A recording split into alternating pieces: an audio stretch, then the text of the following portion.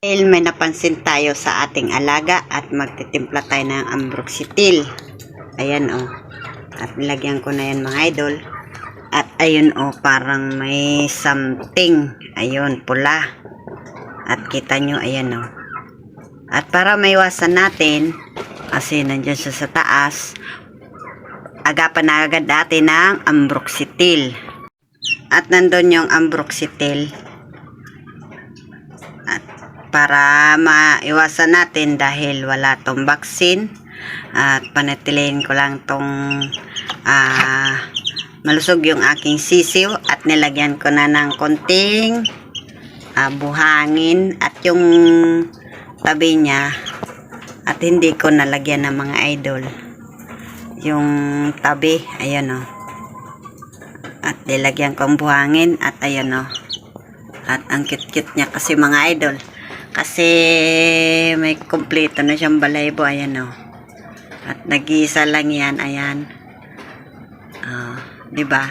At lagi siyang nandyan sa taas. Lagi siyang naghahapon.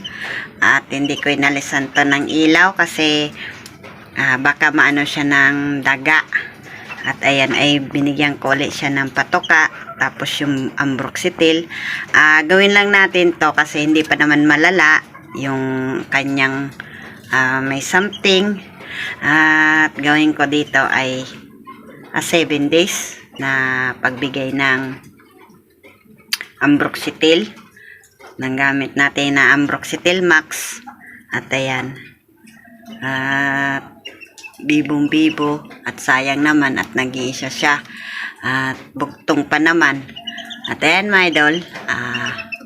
Magandang gabi. Ayan o. Uminom na siya. At ayan o. At uminom siya. Ayan. At kasi uhaw na yan mga idol.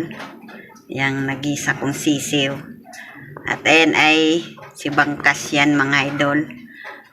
At pulit yan mga idol. At nandun siya sa taas.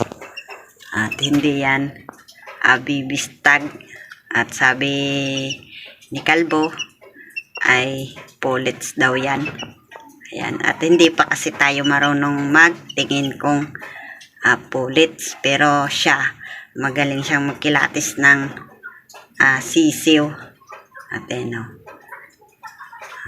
At tinutuka niya yung nahuhulog dyan sa buhangin. At yan na yung buhangin mga idol ay galing yan sa dagat.